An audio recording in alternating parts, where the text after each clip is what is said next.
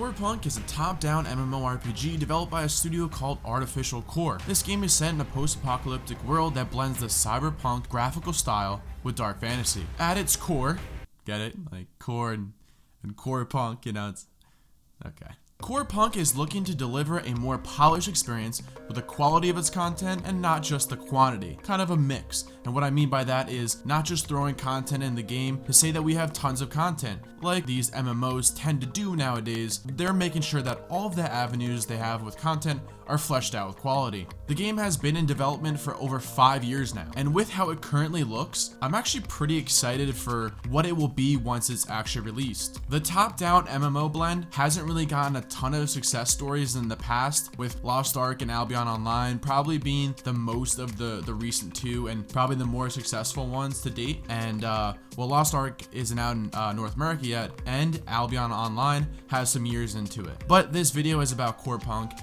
and not Lost Ark or Albion Online. So what is Corepunk going to offer? Let's take a deep dive into some more core mechanics, classes, world environments, maybe some of the PvE and PvP content, and what this fog of war aspect is, because they're really pushing for this thing to be a unique experience within the game. Right now, there's a limited amount of gameplay that has been shown off to everybody, so I'll do my best to show off some of the gameplay, as well as some pictures of the in-game stuff that I've found, and possibly some forum posts, but just know that there's probably only 2 or 3 videos getting recycled in the video. Nonetheless, why don't we jump right into it?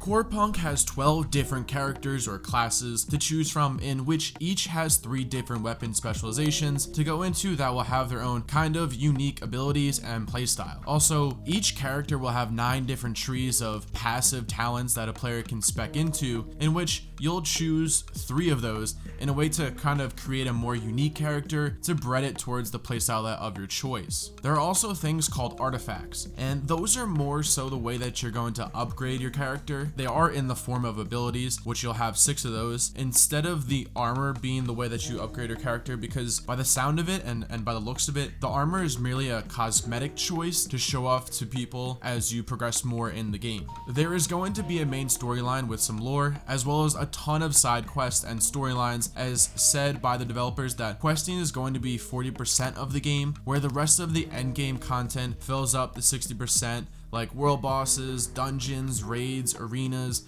battlegrounds, and even some of the professions. They have gathering and crafting professions, as well as 2 professions called hitman and sheriff professions. And if I had to go and take a guess as to what will ensue of those professions, it's probably something like there's gonna be a hit put on a player, and someone with one of those 2 professions, you know, they can try and either kill them or take them down and arrest them and bring them back somewhere as a reward. Now that's just me guessing, and I'm not sure if that's actually what it's going to be, but I do believe we're gonna find out some more information about those professions in the near future. Now also, since there is such a large focus on this fog of war within the game, the developers said that every build will be effective in different scenarios. I don't want to say it's impossible, but it's not very likely that's going to be the case. But hey, if we are able to get more than a couple of go-to overpowered builds, then I'm sure that you're going to see a lot of players come up with some pretty ridiculous and crazy builds. And now that's what I like about Corepunk, giving the players a lot of freedom to how they want to spec out their character in certain unique roles. Between the different weapons for a class,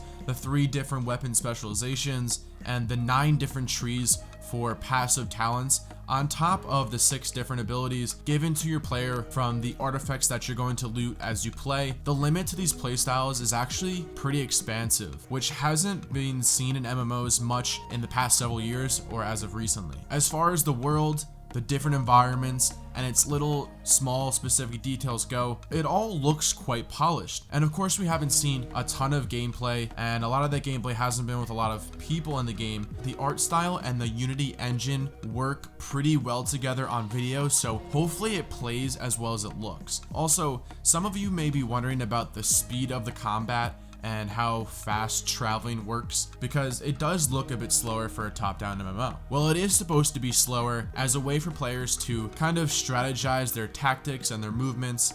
That's going to play into the dynamic also with the fog of war. So instead of this game being mainly like a hack and slash round up tons of mobs and AoE them down, this one chooses to influence it similarly to like a tab target MMO, like your WoWs and your Rifts, your Ions, your SWTORs, and games similar to that. Other small things to touch on, there will be ground mounts and no flying mounts. More characters have been said to release after launch. I do believe one of them is said to be a summoner class with a pet, but we'll see what happens with that. Along with castle sieges after launch, but we don't know when that's going to happen. Also, there's going to be crafted gear, and that's said to be some of the best items in the game, along with the higher end game dungeons and raid gear that you can get from that. And the game is also going to have a gear score system in place as kind of a way to identify gear for players. Now, we have seen this be useful and actually work against certain games, so we're going to see how this one turns out because, you know, like I said, it could go pretty well or it can go pretty badly.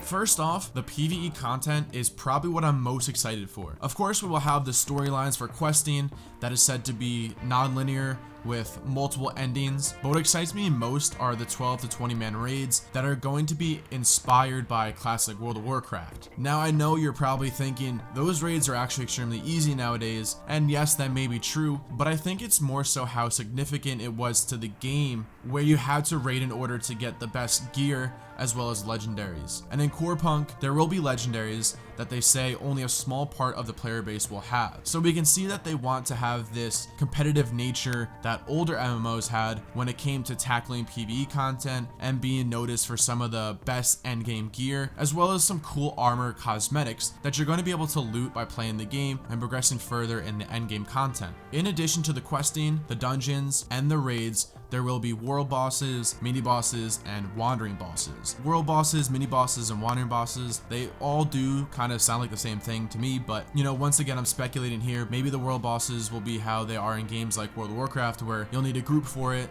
more people. Mini bosses being a probably soloable boss that requires some better gear than normal and maybe a little bit more attention to dodging certain things. And the wandering bosses, it's maybe something that are more rare that pop up in different locations, like once a day or once a week or something like that. I don't know, but I'm sure we'll find out some more on that later. The PvP that's within Corepunk also seems to be a major asset, obviously because of the Fog of War technicality. There will be toggle on and off open world PvP for players, but know that if you're going to start killing players, there is a karma system that we've seen in other games, similar to like Albion Online, which if you garner up a lot of karma points, that can actually restrict you on doing certain things within the game. Also, there is an extremely small chance, but there is a chance that you can lose loot from your inventory when you die in PvP, which I assume they mean within the open world PvP and not the instance-based PvP. They also say that a player can be identified as a karma player if they get a certain amount of these karma points, and for those who are a karma player, if you die, then you will actually lose an artifact from your character. So there will be repercussions as well as benefits for players in open world PvP, on top of the ability to have some fun with it. There's also an honor system for players, so the benefits of killing people will be obtaining more honor points, which will be used to spending on better gear, but I'm not sure if that means artifacts, armor, or weapons, or pretty much anything yet, but hopefully it is something that PvP players can use to get an upper hand on those who choose the PvP route instead of the PvE route. It's kind of like a good way for them to not feel pushed aside if they choose PvP over PvE. Corepunk will also have Battlegrounds, as well as 1 vs 1, 2 vs 2, and 3 vs 3 arenas at launch for those PvP people looking to participate in some PvP on top of the open world PvP. The developers also said that eventually they're going to introduce guild wars as well as the castle sieging, probably in updates after the release. So as you can see, there is actually a ton of content, not only for the release, but for the updates after the release, which is a good way to look at the longevity of a game.